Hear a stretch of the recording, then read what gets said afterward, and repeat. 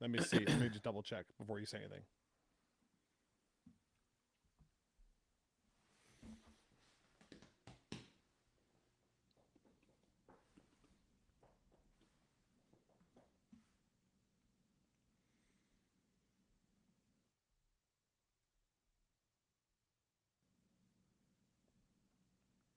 I have been needing to tell you some secrets.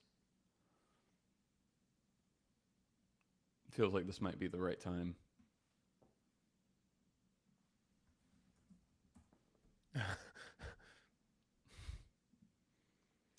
It's working. It's like the worst Um, quality I've ever seen, but it is working.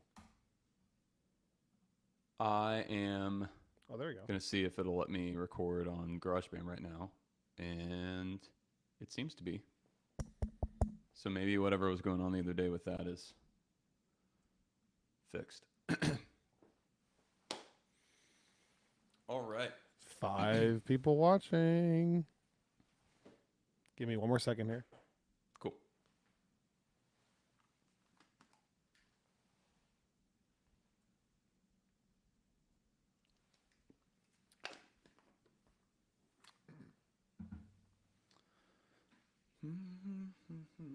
Jacob Slayton just joined our Discord. Nice. What a throwback.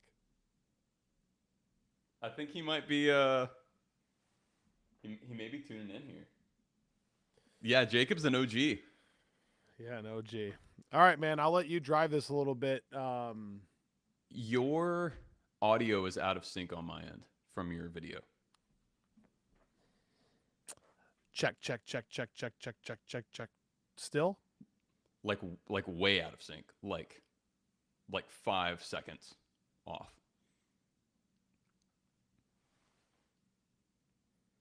That's not good. Yeah, I don't this is that's a new one for me. Should I refresh maybe? I don't want to drop the live stream now.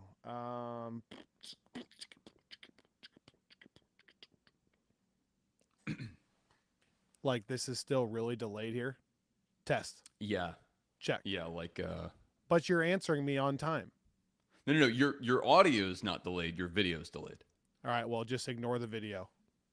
You'll have to just go off my visual or audio cues. Wow.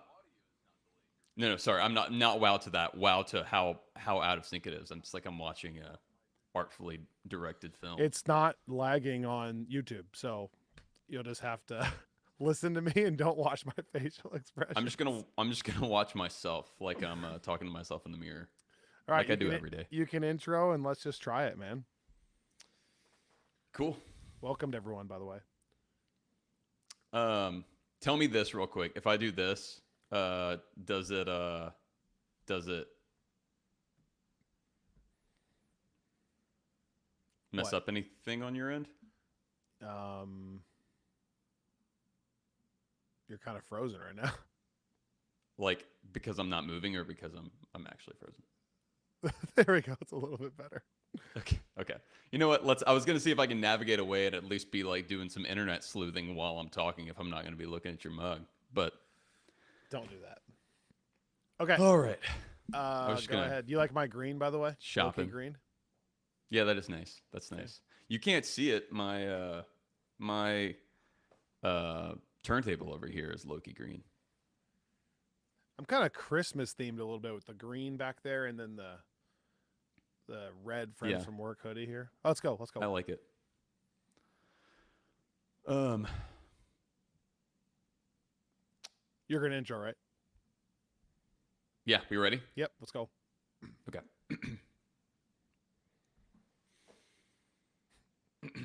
Do your. All right. He's ready, baby. All right.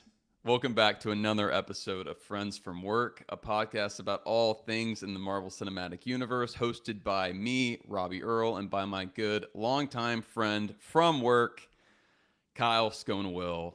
And this week, we are capping off a just mega week here, the most mega of mega weeks, with the Loki season 2 finale. Yes. Some folks are maybe still watching the Marvels at this moment or getting out from the Marvels, and that's a whole thing that we already covered, I think, on an episode that released a couple hours ago. Mm-hmm. So if you haven't heard that yet and you have seen the Marvels, you can go find that wherever you listen to podcasts. But oh my gosh, my brain's not totally here, to be honest. I don't know what just happened to it, but I'm picking up my brain from the floor still, and I'm trying to figure it out. There are a couple things I need to say from the top, and then this is one that's I think going to be hard for me to figure out how to categorize, because there are so many different ways to go about discussing this episode. Okay. I'm not going to shoot off like 12 points and then make you figure out which order you should respond to them in, which is my temptation. So I'll just at least take it one at a time.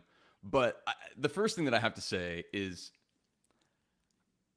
I really think that there's just no argument for me that Loki is anything but the number one Marvel Disney Plus show at this point. I've been on the fence, and I've gone back and forth between a few, namely this and WandaVision, and I just think at this point, season 2 specifically. Holy cow! This is not like you to have a hot take and also to rank on the night of an hour. I know. It's just here's the thing, though. I actually think that just kind of shot for shot, beat for beat across this show, like having rewatched Loki season 1 coming into this, and then for me, Loki season 2 is just unquestionably better. Like the big thing hanging out there for me was the finale, and this finale was just mind-blowingly good. Like in so many ways, like the comics fan in me, the MCU fan in me, and then just the person that was trying to watch this as a TV show separate from all that. It's just crazy. And the outfit fan in you to get to see Loki in the horns. I was so hoping that you were thinking of me in that moment. I was thinking of you because we just talked last night for so long about that. Oh my gosh. True. That's true. Well, and then last week we talked about, I said, I don't know that I ever need to see him in the cape and horns again. That's what I said. And you said, well, I could go for it. And then we talked about the outfit so much last night from the Marvels. And so I immediately thought of you. Sorry. And we talked about how much, like what I loved about season 2, and I think what you loved too so far, is that it felt like the necessary evolution of what season 1 was, in that like if season 1 was kind of setting up the problem, it felt like season 2 was actually delving into how Loki fits into that and fits into the solution. Whereas like the first season, we got a lot of kind of psychological Loki, like we got into his head and motivations, but I feel like it wasn't a series that necessarily showed us why it was Tom Hiddleston's Loki that needed to be the one at the center of this kind of He Who Remains story. And I just, that's I think the big thing for me here is it was like everything felt flawless in terms of the execution in this kind of classic like peak phase 3 era way that you and I talk about when I think of something like Civil War, that just feels kind of perfect, at least if you look at it like scene for scene, even if you don't step back and think that it's the perfect story or whatever. Like this has that element, but also for me has this like just it feels so well thought out, so intentional at every level, not just within this season, but the series as a whole. It's like this. It makes so much sense to me that this is the first project that they haven't had any reshoots on. That was exactly what they thought it would be after the first season ended, because it almost feels like a necessary component of the story. Like it doesn't feel like where they were going to go next after they realized that Loki was successful, because that's not what happened. It was like this was it makes perfect sense, and it's this like totally fitting thing for the character, for the story in the MCU that he's had in general, for the story here. And it's just I truly think, and this is the end of my initial rant here, but like Candace watched it with me tonight, and I turned to her and said, "This is just the best thing Marvel has done in a long time." And Holy cow, dude. I stand by it. I am blown away. I like I'm gonna let you go because I don't even know really where to go from there. But I Me am either. I'm just stuck now. I have not felt this way about a project or like a whether it's an episode or a film or whatever from the MCU in a bit, and I'm gonna have to kind of figure out what that means and what to do with that personally. And in Holy the cow. meantime, I'll flip it over to you. I don't even know who you are right now.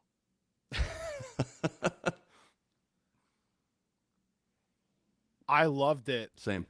I loved it. Why am I in such a weird mood? Is it from a long week? Is it because the Mobius ending is kind of sad to me and I can't figure out what to do with that? Quality wise, it's obviously unbelievable. I'm going to agree with you 95%, and then just that last 5% is I'm not in an emotional place where I can say that it's better than WandaVision for me, but I need to process, okay? Let me come back to that in a couple of weeks. We'll do that from like a way zoomed out perspective.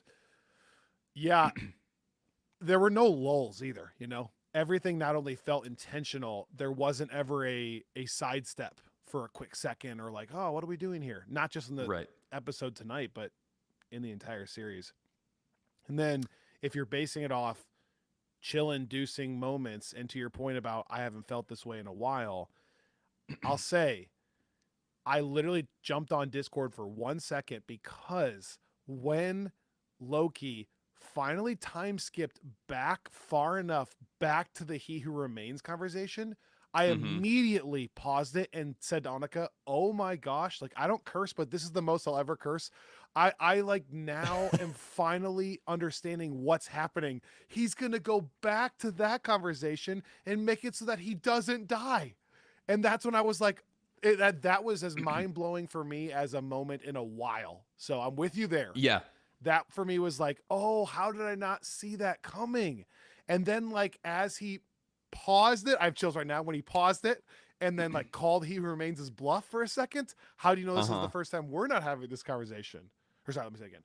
How do you know this isn't the first time we've had this conversation? Wait, I'm not saying that right. No, I think that's right. How do you know this isn't the first time we've had this conversation? And then He Remains as the like chalk it up, one for you kind of thing. That for me, that moment was like, yeah, it was so mind-blowing. So I did feel that as heavily as I've felt something in a while for sure. That's so funny. I had the same. I was like, oh, they're going back to the end of season 1. And it that's what I mean whenever I say it's like there were some people, I didn't hear many say this, but I heard a few people, even as I was going back and rewatching and helping get Greg's very good refresh and reflect posts out on the Substack. I saw that there were some reviews of the Loki season 1 finale at the time that thought that the He Who Remains of it all was just such a late left turn that it didn't feel like a kind of cohesive part of the season as a whole. Just zip it with that. No, I never felt that. I mean, know, you were there for me coming out of that season 1 finale. But I do think, you know, insofar as people feel that way or felt that way, I think that that's what I mean when I say this is such the necessary piece of that, where everything that felt like it maybe wasn't fully thought through or didn't make total sense, I think does now to me. Like, I mean, I say this coming off of like a mind-bendy episode, but looking back at season 1, like some of the questions we had that we had thought, like, have they just not really worked out a theory of how all this functions? Because it seems like there are some paradoxes here and some inconsistencies, or is there just there's more that we don't know yet that we will know? And I feel like this makes me feel very much like it's the latter. Okay. Just because I'm wanting to know this, just because I'm wanting to know this, and I'm sure people are wanting to know this, can we pause on just the critical talk for a second and ask some really safe space type questions here? Because that was as wild and mind bendy and confusing as ever. So I'm just Right. going to ask some stuff and don't judge. Okay. I mean, I may not know. But Okay, yeah. okay, yeah. I guess I'm not just asking you for the answer, but just to the entire world here. These are the things I'm processing. Right. Just to be totally sure what happened. So Loki goes back and back and back and figures out he cannot stop it no matter what. And then they get to that key scene where they do stop the loom, but then it still breaks because Mm-hmm. there's an infinite variable. They can't account for that. They're screwed, whatever. So he goes back even further and realizes the only way to stop this from happening is to let he who remains live, because there's no scenario where if you take him out, it just doesn't work. So then the only way to do that is to stop Sylvie. But Sylvie is not going to let him do that. So the only way now is either let Sylvie kill he who remains, in which case all the loom will have a hard time keeping up. It will Uh-huh. eventually break, and then all of the other multiversal branches will spaghetti out.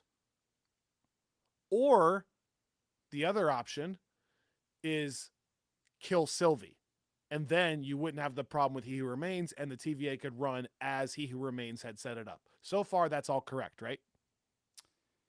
Yeah. Yeah. Although I think, and you may have said this, but if the if the loom broke down, then That's what the He Who Remains clarified, is that was actually a failsafe, right? So I hadn't gotten there right. yet.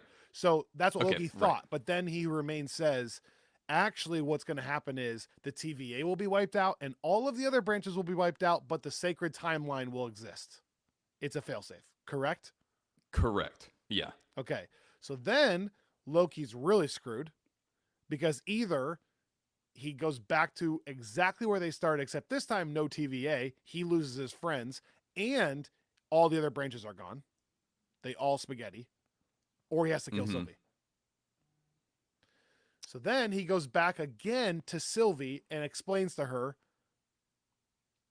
I have to kill you or I have to let it happen. Which, by the way, all that pausing stuff gave me chills that he can now control it. We'll get into that in a second. Oh, right. So then in that conversation with Sylvie, he figures out that there's a different way to do it, which is call He Who Remains as bluff, blow it up yourself. So now there's not even something as a failsafe for the sacred timeline. The whole thing is going to be toast, but then he can use his magic to go into the Citadel, weave these weird vines, and reignite them, and basically bring like a tree of multiversal life. So Loki thinks this time I'll do it better, and I'll prune all the infinite versions of Kang. So the TVA's new function will only be to prune Kang variants. Am I understanding all of that correctly? I think so. So, huge questions here now.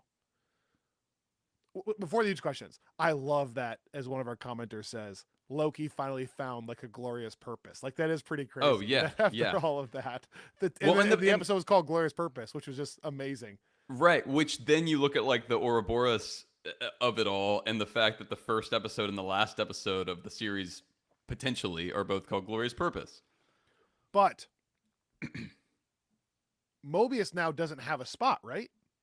There's no spot on the timeline for him, because every timeline that is branching has a version of Mobius, right? Like, he went back to the timeline where he was and he's staring at it. What are we meant to take away from that? Well, Is he so placeless? this is getting too into the weeds of the time travel mechanics, which is that's not my strength as much as it is certain folks on our Discord, I think. But I think that there was an episode or a line in episode 5 where whenever Loki was trying to convince him to come with him to get Dawn to come with him to go save the TVA, he said something like, you'll basically be able to come back and like step back into this at any moment, like even if it's just the exact moment you left, your kids will never know that you're gone. So I think I'm not thinking about how what happened in this episode would impact that. And obviously, this is not the Mobius that came from that. Like, this is original Mobius. So that messes with it a bit. But Can he I like thought, merge? yeah, Personality? I think so. Because they sort of showed that with Loki, like, which I thought was like they gave us a lot of examples of him merging into, yeah, like uh the version of himself from that moment. So it's like Right. he's wearing the same, like the wardrobe, and looks the same. And so I don't know how Mobius would be able to do that, but my sense was that that was the intention of like kind of that line in episode 5. And also, like, I think he's just waiting, but I think he's going to like step into that life, or at least that was my sense.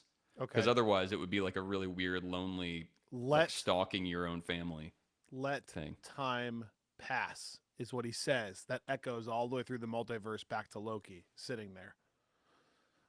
Um okay, another question. By the way, the 616 adjacent shout out, that's Quantumania, correct? That's the Kang from Quantumania he's Yes. referring to. Yeah.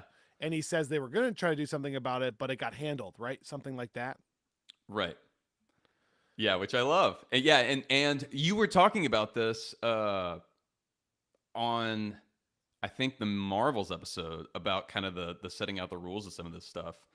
And you were talking about wanting to know the difference between like dimensions and realms and timelines. And isn't what they said it was a 616 adjacent realm to describe the quantum realm? Oh gosh, did he say realm? I don't know if he said realm. I thought I thought so, but maybe not. Maybe I'm reading that back into it. But if either way, I think it has the same effect. Just because the 616 adjacent is an interesting, like that. I think that that's going to come into play as we kind of follow up with the Doctor Strange stuff and look at like them going to the dark dimension and the fact that like an incursion's possible there, but it's also like clearly not like an Earth accessible place. So we that's like such a small thing to not go down right now, but that I think is a step towards the kind of cosmology that you were saying you were hoping for. Then was your take on Ravonna that she was in the void, obviously, but that there is still an Alioth there about to eat her? Was that the purple? I thought so. Uh, So Loki in this new TVA is still going to have a void and still going to use Alioth? I'll say this just to reiterate, the entire like step by step nature of Loki becoming he who remains, like as I was putting that together, was blowing my mind. Like I right. loved every step of that. But my wife just texted me, and this is so good, by the way. She says we absolutely need to make a friends from work t-shirt that just says let's grow together, because that's the new logo. That should Oh absolutely, and that yeah, fits so perfectly with friends from work. that's We so true. absolutely should do that. Let's grow together. Let's grow this I together. well, and it's like that also. I mean, you must have caught the world tree of it all, Yes. and that's The like symmetry that's there. the kind of thing. Yeah, like that's the thing that I love so much. Like, even and then looking back on the stuff from this season, which by the way, Eric Martin, I'm so impressed with the the episodes that he wrote specifically. I thought were so strong, and we talked about that some I think last week. But just going back through and him and the writing team in general, like this was a really well thought out season that I think will make for a really good rewatch Oh, because of you things need to. like the World's Fair, the little moment with them looking at Odin and Loki and Thor, or Mm. no, not Loki because it's Balder. Yeah, yeah. The brave. But But I think that there's like a world tree as part of that diorama, and just like moments like that to kind of remind us that that is where Loki comes from, that he is ultimately this god from Norse mythology. And so it's not only feeling like it's kind of honoring where the series started, it feels like it's also honoring kind of where For sure. Loki starts, like in the original Thor when they first kind of lay out the world tree. For sure. So, the future of Kang. Have you thought about that at all in the last 30 minutes? Like, Yeah, yeah, are yeah. they going to be able to continuously prune all those branches? Are they going to be able to continuously prune like all the people that were meeting in that council of Kangs at the end of Quantumania? And or like how does he come back and win now? Like how does this lead into like Secret Wars or Kang Dynasty? They just eventually fail at pruning his branches? Well, I think it would almost be the opposite. Like I think that what would make more sense to me right now, and this is informed by the way that the Secret Wars comic is set up, but it's not that they fail to prune enough Kangs. I think it's more that like there's some limiting factor that like for Secret Wars to happen in any way that is like the comics, and maybe it's not. Maybe they're doing something totally different. Uh, but it kind of has to be a narrowing again, which is weird because in the comics you start with an infinite multiverse and then it gets narrowed down and you kind of wind up with these last two universes battling it out, and that's kind of what triggers Secret Wars. But here we started with one universe, kind of, with the Sacred Timeline, and now I feel like it's going to balloon and then would have to cut back down if they follow the comics, which would mean I think not that Kang, one of them eventually gets loose, but maybe like if the well, I guess it goes back to the question about the incursions. If the incursions are some kind of thing that are occurring apart from Kang, then I wonder if those actually lead to a way for Kang to like seize an opportunity that's presented by either like the narrowing or some missing of something by Loki, or if it's just like Kang is, you're right, like actually going to get free somehow, get away from one of the TVA whoever's, and then he starts the multiversal war, which is the multiversal, like is the multiversal war Secret Wars is like the other big question that I've been asking lately.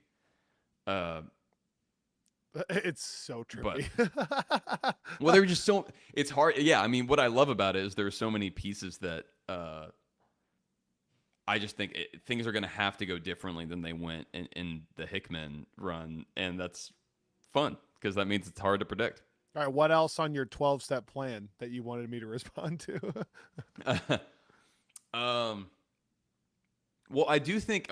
I mean, I really like this idea though of that being the TVA's purpose.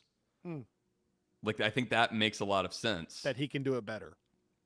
Yeah, and well, and that they're like that was the whole, like even the moment when we see the TVA handbook like not appear in the Victor Timely window, and just like this idea that Yes. what he's just removing those variants from the equation like entirely, and then seeing Yes. like I really I just didn't ever think about like it's because the whole thing was like, well, he wants to save the TVA, but the whole purpose of the TVA is to do the bidding of this person that we're realizing is like intent on being in control at best, and at worst, you know, is going to like destroy the entire multiverse.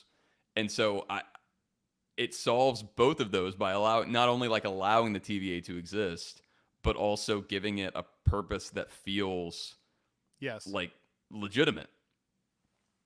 Which And like I an love. actual good thing. Yeah. Yeah. The full circle there. And yes, the change that Loki made. No doubt. Sorry, I I'm have a still question. processing so much. Yeah, please. So, because I do wonder if they're pruning Kangs, when you prune someone, they go to the void. Mm-hmm. So Are they all going to be there? are they all going to be there? Or like you said, though, like how often are they actually pruning the Kang versus like in the case of Quantumania, it just worked out for them. He went somewhere else or got killed or Right. something. Or like in the case of Victor Timely, just don't give him the book. Now he's not pruned, but he just will never know kind of thing. So maybe there's Yeah. not that much actual like going through a portal, stabbing him with the stick and sending him there maybe. Yeah. Or does the Council of Kangs at the end of I Quantumania know. actually take place in the void? Is that maybe where they all are or something? Oh, that would be crazy. I'm not saying I But don't think it's that, but no, because I think we like see people appearing.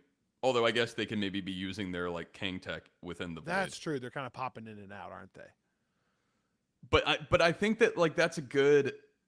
I guess what I'm struggling with is it felt like this episode kind of had Loki win. Whereas the end of season 1 was definitely a huge cliffhanger for He Who Remains has got this ultimate plan. But Loki Right. kind of beat him here, right? And so I'm kind of wondering, is that a perfect off ramp for them to get away from Jonathan Majors? Or do they have a plan where he now gets around that? And That's a really good question because wasn't the rumor going around that Marvel was going to something about the finale was going to lean so heavily okay, into. so 1 minute after the finale aired, Dave Gonzalez, our friend who we just interviewed about his book, The Reign of the Uh-huh. MCU, he retweeted that exact quote from a higher up. What was the word it was used? I'll have to find that. But yeah, he basically called the bluff. Like, this is why you can't lean in to these articles and believe everything you read. Cause yeah, Right. the word, it was the F word, but he said like Marvel is effed because they've seen the finale and how are they going to backtrack? Well, that's not at all the case. That wasn't at all the Yeah. case. And we know nothing was reshot. So that was Right. literally just made up, or the person has no concept of what the show was even about. Because Right. I think that's what's kind of taking me aback right now is like, if nothing else, it was maybe the opposite where like, if they wanted, that could be the end of Kang. They could just kind of end it there. Right. I mean, Now, it's still obviously, if they don't want to end Kang, then they Right. could still have a lot of things they come up with that he got around it, or he still foresaw that, or Right. whatever. And I think that like the intention of it would certainly be for that to happen. Like, and I think that they're even setting that up in a way that feels very comic booky, where you can kind of defeat. And we've talked about the MCU not doing this enough, but like Kang is such a great candidate for it. Like, defeat the villain, and then know that the villain's going to come back, and then you're going to have to figure out a way to beat him or however many iterations of him. I've thought So like, about that a lot ever since you educated me on Kang. That he is a human and he loses like hundreds of times, but just Right. keeps going back and finding something different and blah blah until he wins. Which felt Right. so much like Loki in this episode. Well, and I think that's what I loved is the the line whenever Loki first meets him and he's like, "You're just a man," and you can tell it's this humbling thing for him with the way he's viewed himself and the way he viewed humans, and then now that there's this person that's just a guy that has this much control over him. Like, not Yeah. only is he not in control of himself, it's just like a person from Earth that's in control of everything he's ever done. And I like again, it's like what we were saying earlier, this edge that we were getting more of and more of Loki here, where you're remembering that like kind of scary, like not just like malicious, but just resourceful Loki.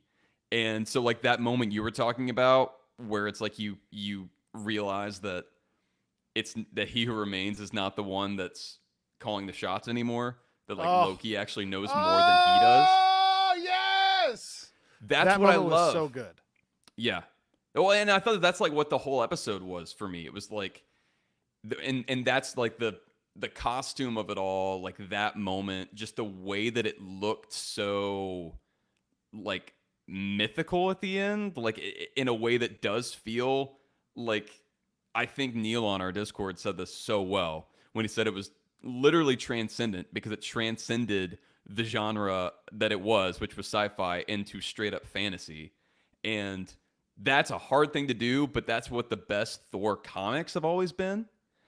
And I think that's why the comic fan in me, aside from all the Al Ewing stuff, which, you know, we've talked about some, and I'm sure we'll talk about more with Loki as the god of stories. Aside from all that, just like classic kind of like Thor Loki comics, this feels like the most that's ever been channeled for me. Like, and that's not, I'm not ranking things. I'm just saying, like, I love it. that aspect I don't think has ever shown through as effectively as it did in that last, like, I feel about that last bit of the Loki finale we just saw like we did about the last like 8 seconds of No Way Home, where it's like that's like a little slice that I just think is in and of itself worth dissecting. The last 8 seconds. I'll tell you what, man, when Loki paused time and called his bluff, it just, that got me going so intensely. We'll be right back. I gotta say, I wish that I could see your mouth moving at the speed at which it's normally moving. Sorry. It's a real burden for me. I keep trying to navigate away, but then I feel like like it's like staring at a wall, like Wilson Fisk style. Okay, here we go. I'm coming back. Ready?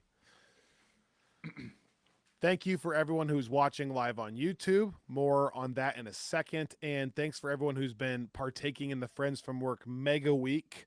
It is Thursday night that we are doing this right now live on YouTube. We have a Marvel's initial reactions episode. It's an hour and 38 minutes long to that film. So if you're walking out of the theater there, you can listen to that episode. I put out a friendly reminder / screen recap earlier this week to catch up before you see the movie. And then on Wednesday, we released a public service announcement, kind of trying to get your mind in the right frame of mind before you go see the film, just given all this stuff that's kind of happened, all the peripherals that's happening around Marvel on Twitter and whatnot right now. So all of that is at your disposal. Then this episode will be edited and ready tomorrow night. And then tomorrow night, if anyone's interested, I'm going to be finishing my live stream of Spider-Man 2. I'm going to do the whole rest of the game at 8 p.m. tomorrow night. So that will kind of conclude our Friends from Work Mega Week. But wherever you are in the process of joining in on this Mega Week, if you're just finding this podcast, if you've been listening for years, we're so thankful you made this a part of your day. So thank you so much. It means the world to us. One of our listeners right now on YouTube brought up an interesting point. What was your take on why zoom in on the pyramid when Renslayer is in the void? Was that totally just a random Easter egg of like they pruned one of the pyramids, ha ha ha, or is that tied at all? Is that tied to Rama Tut at all? I wonder if that is tied to Rama Tut. I mean, that would fit into the idea that the Kangs are being pruned and kind of assembling in the void. Because the reason I was thinking about that is you talked about the purple glow, and yeah, that could be Eliath, but you know, purple is also kind of the color of the Kangs, which is an alternate title for King Dynasty. Another listener says, here's a theory. Renslayer in that void is still alive, and maybe there are Kangs there, and together they weaponize Eliath and kind of basically return back the tide. I just thought it was really interesting to show that one shot of Ravonna. I was like, oh yeah, right. She's in the void. I kind of forgot about that. But then to have the giant glowy purple thing and her face look shocked, but not show us that is interesting. Maybe it's a special effects budget thing and they don't want to show Eliath and it costs a bunch of money a la She-Hulk, or there's more mystery there. I don't know. Yeah. I mean, I'm sure someone's read into that.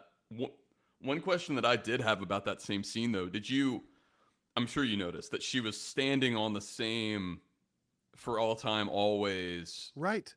What's the word for that? I want to say plaque, but it's not plaque. I'll remember. Like the hatch? Yeah, I mean, could it be opened? Like, well, Was it? I was thinking it was the same thing that like Mobius was standing on in the center of the TVA floor. Because it's right before he goes back. Oh gosh, I gotta He's watch it again. standing I there, thought and it was kind of glowing almost. I mean, maybe. I recognized it because they made a point to zoom in on it in that final Mobius scene in the TVA. And then they zoomed in on it with Renslayer, which then made me think, like, does that mean that the TVA has been pruned already? Like that this Oh has happened gosh. before? Chat, any ideas on that?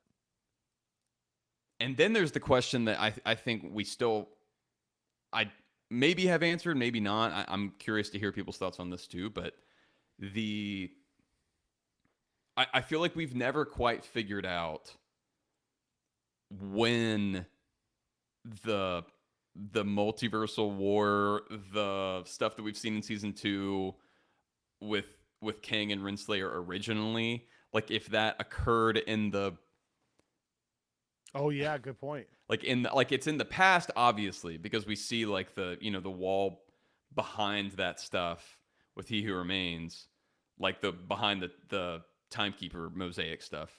uh Yeah. but at the same time, like, does that matter? Like, it can the past also be the future when we're talking the TVA? Like, if one thing's impossible, is it all impossible kind of a deal? Because if so, then, like, I guess what I'm asking is Renslayer going to, like, is this when she like starts her like military campaign with He Who Remains, that he's later saying he was so thankful for, or did that all happen way back and then this is just a totally different thing? It's probably the second one, but I know that some people have been wondering if there's like a loop to all of it. Well, again, I think it just all kind of comes back to what is their plan for that character, Kang, He Who Remains. Because I think you could answer the all those questions by just saying it's over. Like Loki won, they're pruning Kang variants, that's it. That multiversal war thing was in the past a long time ago before all this. Ravonna had her mind wiped, so she doesn't remember it. And now she's in the void. Right. That's it. If they wanted to pivot away. Or there's more out there and it's all the things you just said. You know? Yeah, I There's mean, just if more they there. pivoted away, they would have to. I mean, they would still have to, because they wouldn't pivot away from the multiverse in general. So they would have I to don't think figure they're out doing that, by the way. That's not my leading theory. I think there's more here. Yeah, no, I agree. I think if anything, I think it's set up. I hope that they move forward with Kang regardless. I think, uh, I do too. just because I think I like the status quo as a place to start. That because of course the TVA is not going to be able to combat that person forever. Plus, I don't want to just introduce someone new and kind of have all of this stuff be like just that's all it was, you know? Like that was all we were Right. leading up to was that. But yeah, no. Oh gosh, I have so much more processing to do for some reason. That just really, really got me. And then, like, did we ever finally get an answer on why Loki was time skipping in the first place?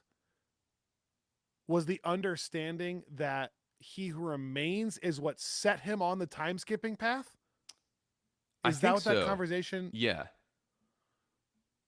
I think that's right. Because his plan was make Loki time skip, and then he would eventually figure out how to control it. He'd eventually figure out that he couldn't stop the loom, and then he would eventually come back to this point and stop Sylvie from killing him. That's what he was convinced would happen. His ultimate plan was he will eventually come back here and stop Sylvie, and I won't be dead. Correct? Oh, yeah, yeah, I guess so. Or And then does he have one more like ace up his sleeve, you know? Or is that it? And Loki called his bluff and beat him. well, so that was, I mean, that's a good question. Did we see what actually happened to He Who Remains When? at the end of this episode? See, that's the thing. I think, hear me out on this for a second. This is where it gets so trippy, time, loop. I think Loki just removes himself from the situation. Sylvie then kills He Who Remains Right. still. So, Then right. all of this Okay. stuff That's right. happens, and Loki gets back to the same scene where He Who Remains is dead, and the loom is breaking. But Right. instead of letting it like overheat, shut down on its own, in which case, if that had happened, it would go back and revert just to the sacred timeline. Mm-hmm. Instead of that, he broke it himself, recharged That it, makes and sense. that's why the Citadel was still broken and there was no He Who Remains in it. Because in that current timeline, He Who Remains is dead. So I think he just left the situation, and then Sylvie was going to kill him, and then start the entire chain reaction. Because they're not bringing Victor Timely in, like none of it's going to result in any way that He Who Remains, like whatever plans he would have put into place, can't come to fruition, because now they know to remove any parts or any variance, I guess, from any time stream. And going back to our original question about Mobius, there must be some way that they can merge, like you're saying, because otherwise, what happens to adult Victor Timely there at the end? We saw kid Victor Timely, but they must be able to send him back and be like, you're going to live your whole life again. You won't remember any of this. Right? Yeah, that's a good question, because we didn't see what happened to Right. Victor. Well, because we saw everyone else, right? Like Casey and B12, they stayed in the TVA, so they don't even have that problem. Mobius went back to his timeline, and that's where that question arises, like, can they merge? And then Sylvie's there too, going kind of like, I don't know, I'll do whatever. Yeah. That's interesting that we didn't see what happened to Victor. Unless I missed it. Again, it happened just 30 minutes ago. I didn't see it either. I mean, because I would say that Loki wouldn't trust any version of him to be there, but Loki is not in the TVA per se. Like, that's what I'm also wondering. Does he have any contact with them? Like, what is the setup with the TVA now, as opposed to with He Who Remains, where no one even knew he existed or what the situation was? Like, how do they know? Like, did they independently decide to start hunting King variants, or did Loki communicate to them that that's what they should be doing? I don't know. I don't know either. Like, is Loki? Because it's possible that Victor just went back to the timeline he was pulled from, right? Just no problem, no questions asked. I mean, I guess, yeah. But then he would be, if he went back to the, like you're He'd saying, he was merged with like his childhood version. Well, again, why show the childhood thing unless they're showing that now, because of their influence, he never even got to that point? Yeah. Again, it's the loop. It's the loop thing every time. Well, and the TVA is what throws it all off in terms of like how that works with the time stuff. What do they call it? They call it the bootstraps paradox, right? Right. That's what this is. Yeah. So yeah, I guess the idea being that whatever they did in the past kept Victor from ever even being able to come to the TVA. Right. So he would never even know right. anymore. So that older Victor that we saw would just have to be okay with basically saying, like, you're going to go back to your childhood existence and not know any of this happened. By the way. Unless he's also pruned. Which, like. What do you mean? Like, unless they. Him yeah, I mean, like, because if at that point, wouldn't it be by, like, Loki Season 1 variant rules if they're now, like, changing the timeline? To the void? I mean, I don't know. Like, I mean, isn't that what they're doing with all the kings? Or at least they're pruning all the kings, right? And are they killing all the kings? Isn't that worse? Fascinating. Well, I just would, in the new way that Loki's running the TVA, I would have a hard time wrapping my mind around him then just sending him to the void eternally after all that. Because I feel like they kind of like had gotten close or whatnot. Yeah. I'm back on the critical perspective for a second off some of these crazy questions. I love Edge of Tomorrow. You know that. Right. Tom yeah. No. And obviously, shout out to that film. Shout out to the Doctor Strange first film, with the Dormammu, I can do this over and over again. The whole first 10 minutes felt so Edge of Tomorrow, like Loki knows Yeah. nothing, can't fix it. But now if I just put in all the work, like, cause I have infinite time, I'll Right. just learn all the stuff. Like literal centuries. Yeah. But I also, I love that that's Loki doing that, who is like, he already kind of has a stretch concept of time because Asgardians live so long. So it makes it a little bit more believable than if we met again, because part of the thing with He Who Remains is he's sort of insane because he's this guy that's lived for so long. But that's the other thing that I like here is whenever you see Loki after all that, he's still Loki because that's not as crazy of a thing for him. It's like the god side of it just making so much sense within that new context. Well, and if you want to land the plane on this episode, that's another perfect example of how they brought this entire show full circle. So many ways. Like you said earlier, from a critical perspective, for Loki to show back up with the horns and actually have a throne and have a glorious purpose, and for Loki to be the one that has to make this incredibly intense god-like decision, and for Loki to finally kind of be the one in control of letting those people have free will, which is, again, back to the first Avengers, the very thing he thinks no one should have, right? It's life's greatest lie or whatever. But then also everything you said, that Loki's Asgardian nature has prepared him for the work of having to figure out the science stuff, and then that he still could use magic ultimately at the end. There are so many parallels here, and just the journey he's gone through as a character. And then, not to mention all of the technical aspect from this show of the visuals and the imagination and creativity, and then with no lulls in the writing and no lines that ever feel out of place in this entire season, really. Not a single line that I remember being like, oh, okay, what is he talking about, kind of thing. No second felt wasted. It felt like it all was leading to this. This felt like the logical conclusion that we couldn't see coming, but only until we got there. And then when you got there, you're like, oh yeah, this makes so much sense. And then, the cherry on top of all this is it did feel so intentional to get to that point, that nothing did feel shoehorned in and nothing felt redone. I'm with you.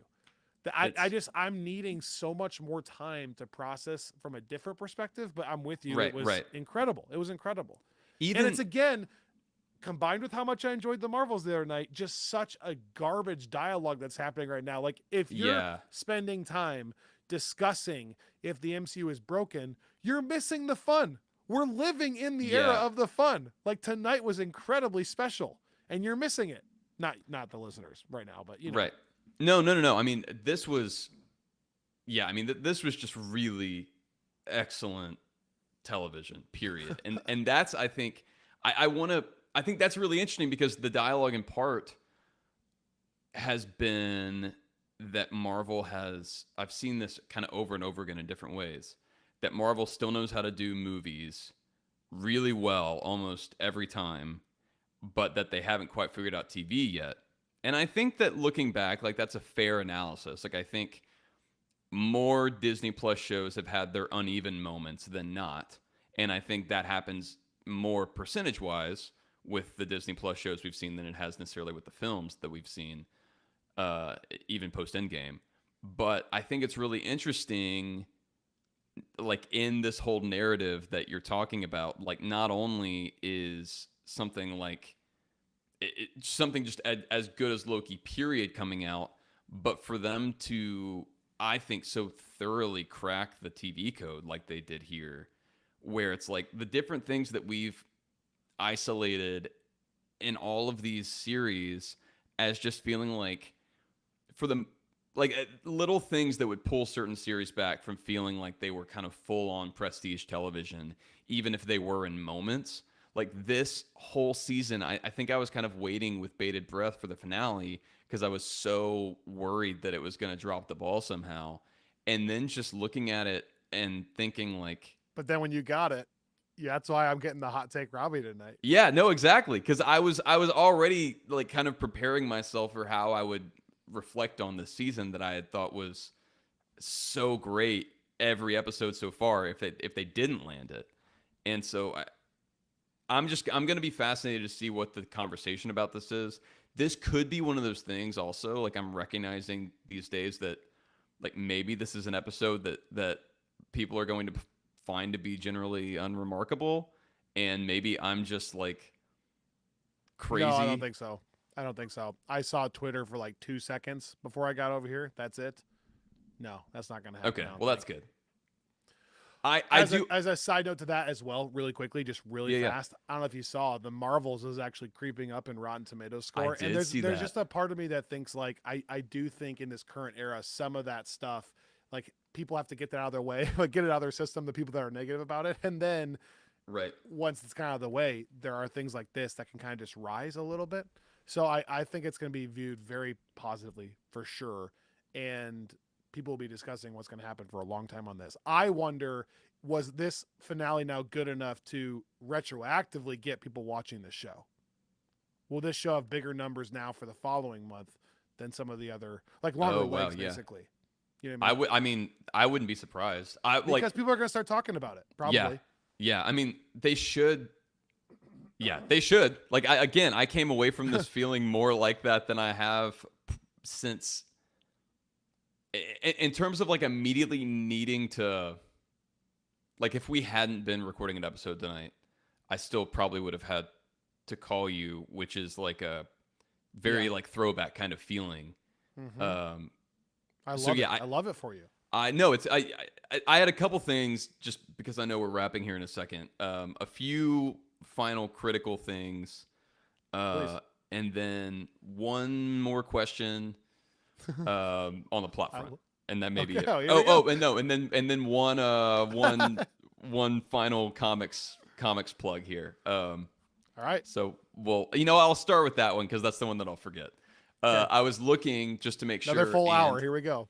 and Loki, Agent of Asgard, which is the series, the Al Ewing series that introduces Loki, the god of stories, and it. I think we recommended this, Kyle, like way back when the original Loki was announced. Okay. Like Look because at you. it seemed like this was where they were going to go. But like then I remember watching Loki and I was like, well, I'm glad we recommended it because it's a great comic and I can sort of see it. But this is where they really embrace that. And so I think for people that are curious, like again, the comics don't answer the questions that the show is posing because the MCU never feels bound to do things the way the comics do, which is I think Mm-hmm. right. But Al Ewing is one of these very kind of cerebral writers that's also like he does a good job of balancing this sci-fi fantasy thing where Mm-hmm. it's like he can do the kind of systematic type storytelling that Hickman does, like the world building, but he's also kind of got that like tendency towards the mystical, which qualifies him really well for like Thor, which he's writing currently, and then obviously this Loki series, and I think makes it a really perfect thing for them to pull from for season 2 here. If people want to kind of get a better sense of what Loki's new role kind of could look like, and the way that that run literally like dovetails into Secret Wars, uh, because it basically it kind of did set up Secret Wars in a weird way. Um, I would really recommend that you go read this, and I was just excited to talk about it because I saw that Organic Price Books, Yes. our comics partner, that we've just enjoyed working with more and more. They have the complete collection in trade paperback. It's 25% off currently. It is on back order, which I have found means they normally still get it out within at least 2 weeks. But I would say that that also normally means that that's, there's a limited number now before it goes from being on back order to being out of stock. So I would recommend that people go there soon and buy that because it's a really great comic all the way through. And I think it might, at this point, given this finale, be the best clue to how we could see some things playing out moving forward. And if you're going to do that, click on the show notes. There's a link down there. Or at least just use our promo code Friends from Work, all one word. And maybe because we never did that recommendation predated Friends from Work Plus, so we never got to actually do that in the comics corner. So I might even try to do that, and maybe bring back on a friend of the pod, Al Ewing, to chat Loki, Agent of Asgard, which would be fun. Hey, for real though, we'll talk about this so much in the upcoming weeks, but we'll have to do another episode or two on this week, like next week or 2 weeks from now. Like I need more time to rewatch this and probably rewatch the Marvels, and then we need to come back from like a way zoomed out picture. Like there'll be so much time to theorize. And that's another thing we'll get into. I think Marvel officially delayed their films today. Yeah, I saw that. So Deadpool technically, as of now, is the only film releasing all of next year in July. Yeah. So if that sticks, we'll have a lot of time to come back to this. If that sticks, we'll have a lot of time to come back to some of that stuff. So, anyways. And which, by the way, we're not going to get into all that now, although I'm sure we'll talk about it more soon. But I am so pleased with that decision. Like I was on. I think it's the right call. I was on the phone with my sister today, and it's funny because she follows her husband is a what's the word, financial advisor, stocks guy, I guess. And so she follows Disney stock really closely because my sister's a big Disney fan. And I was kind of talking to her about from the Marvel perspective and what was coming up. And I was saying, I think given what's coming out this week, Marvel wise, and the sort of multiverse thing that's happening, I think that there could be a world where if they do move Captain America and swap it with Deadpool, I feel like Captain America could really suffer from that, because I just feel like if it's like the Marvels and people just don't know to go see it and be into it and don't know what the hook is, then I would hate for that to happen, because I loved the Marvels a lot, and I hope that the Marvels winds up getting a ton of legs. I'm not like sentencing it to an early death or something, but I'm just saying I think that the momentum that this builds and that like could be built, period, moving off of this without getting into any spoiler stuff. I just think Deadpool's a really perfect follow-up, and I like the idea of just kind of having time to build anticipation for that. And there's no rush, right? There's plenty of stuff coming, and I think it's great news. And to me, it makes me trust Marvel and Disney more because they kind of have the wisdom and the self-restraint to make those calls, to make the tough choices. What were your last critical things? Last two critical things, and then my final question for you, and then I'm done. Two critical things. Okay. One, holy cow, Natalie Holt this episode. Holy cow. Yeah. Dude, she talked about that in our interview, and go back and listen to that. I never knew which moment she was even talking about, because there were so many in this finale. What was her moment? I mean, the opening was crazy. Like, there were so many variations on like these different Loki themes, like not even just the main theme, throughout the entire episode, where it was either coming in the actual kind of Marvel card, or like the intro coming out of that, where it's really just a focus on the music, almost in the same way the end of episode 4 was. But then throughout the whole episode, there were like all these little moments, and then obviously including the final scene with Loki. I really loved the positive / reflective / somber version of the Loki theme. Yeah. Like the very Inception, Days of Future Past, like we're waking up now, that kind of vibe music. Yeah. Slow-mo shots. But yeah, it was the Loki theme. That's with a few more uplifting chords. Kind of cool. I feel like my expectations were high based on how excited Natalie was about what she was able to do here. But I just feel like Natalie, when it comes to Loki stuff, is always batting 1,000. So I think that like I had to but it was like a whole nother level for me. And I have to say that because I really think that we've always said Natalie Holt is integral to this series and it's Mm-hmm. standing out the way it does more than Mm-hmm. most MCU composers for me. Like Mm-hmm. there are a handful that I would put on the list of like if you remove them from the project like really suffers.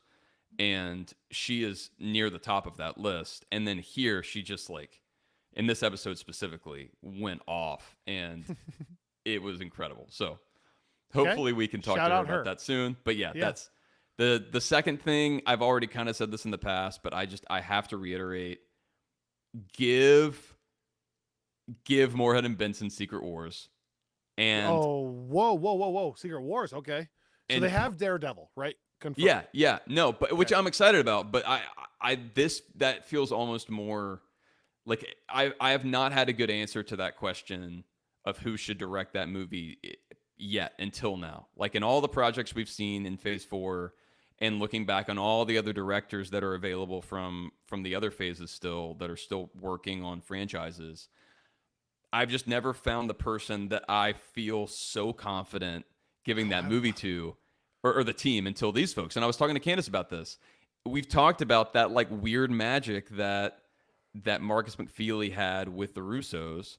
And it's just this feels like if you were to take that team and then even like you keep Waldron on and you put Waldron and Eric Martin together again, who clearly really architected this entire show.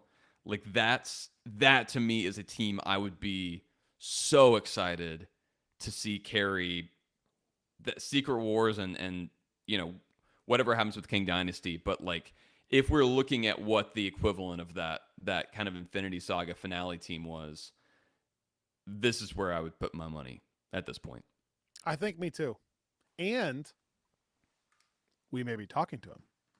You never know here on Friends from Work. Sounds cool. Would be nice. They were like maybe going to do it, but the writer strike prevented them from, or the actor strike prevented them from doing any PR. So maybe no. Yeah, they've blown me away. And I love Moon Knight. I know. So, Yeah. And I'll give you that. I was like, because I loved their stuff on Moon Knight, but I was always a little bit sensitive because I liked some of the stuff in the Mohamed Diab episodes as well, and I didn't want to kind of minimize that. for sure. But I think that that was such an inspired choice to bring them over to this, and I'm so excited to have them on Daredevil. But I think that, so I'm not minimizing that because again, I clearly trust them a lot.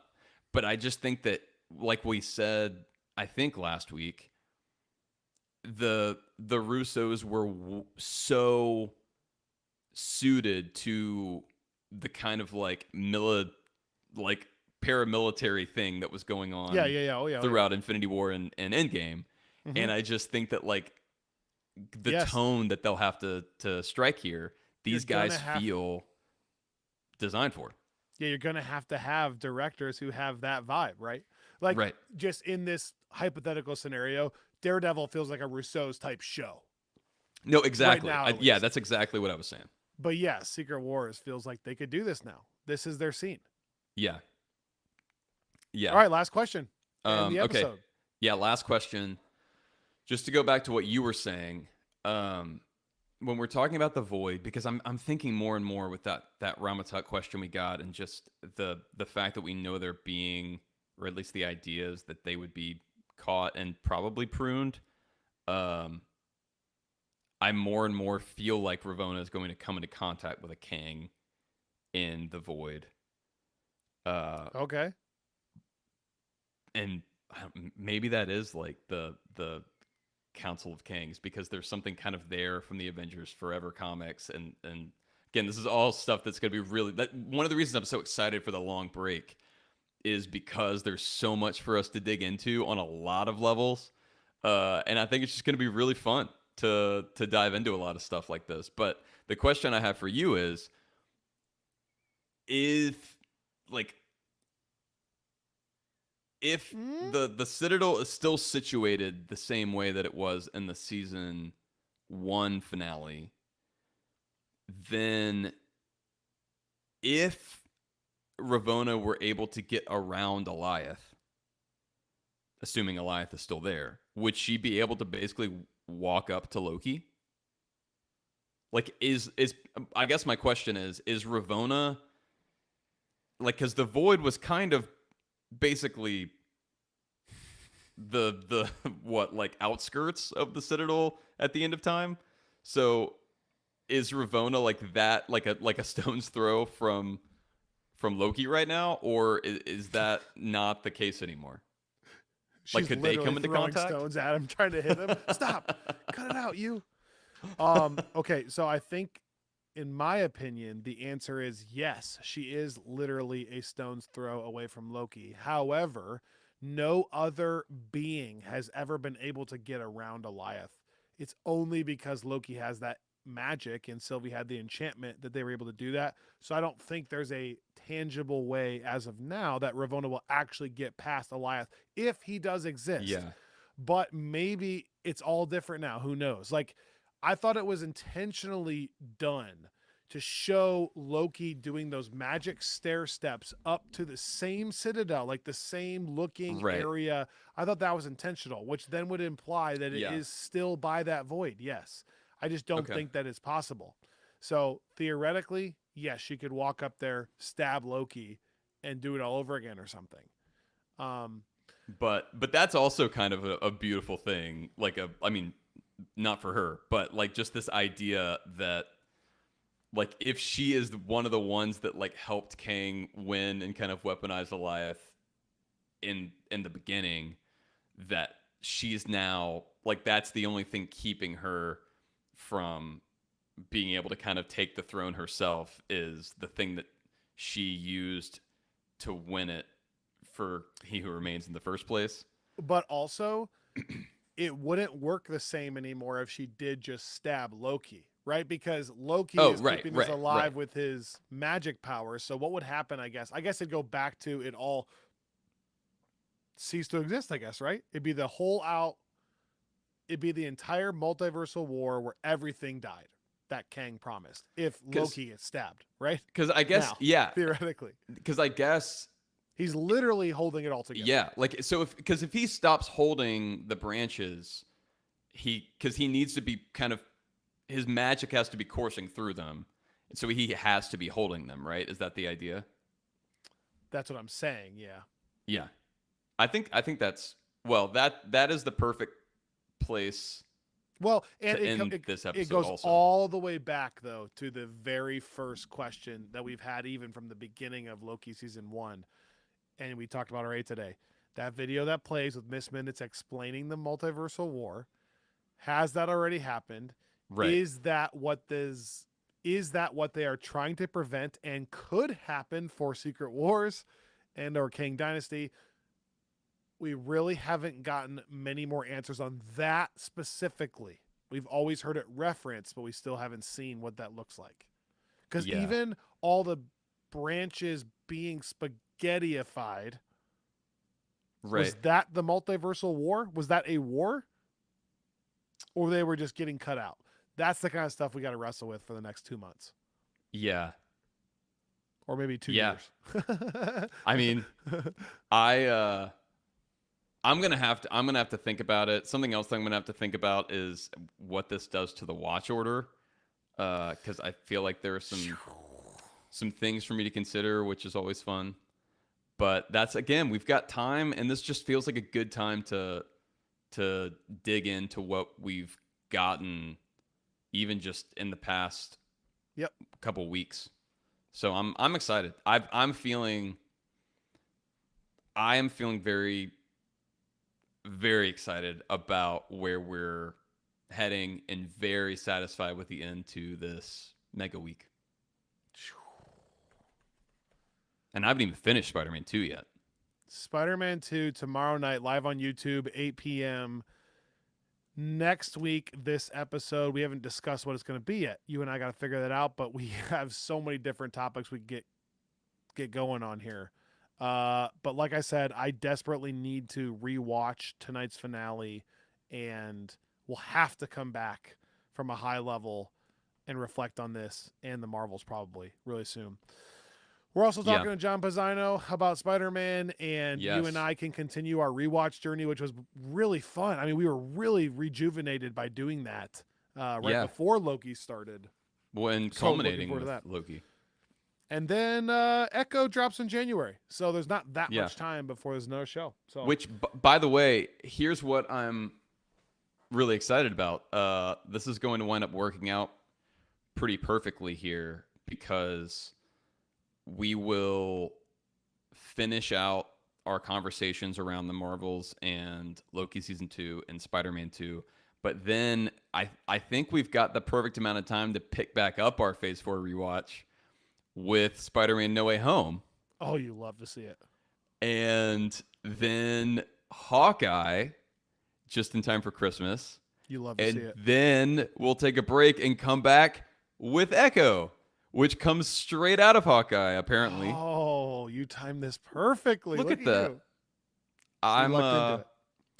I'm pretty pretty excited about that. So I think that's going to be a great way to, and I just think with the way that this ends, it's going to kind of provide a fun new context for No Way Home.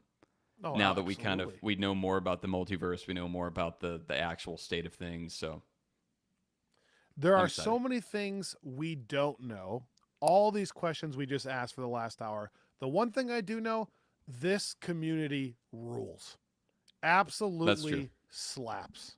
So if you're just finding this podcast, get involved. We're so happy to have you here. Get involved. You're gonna like the way you look. Let's grow together.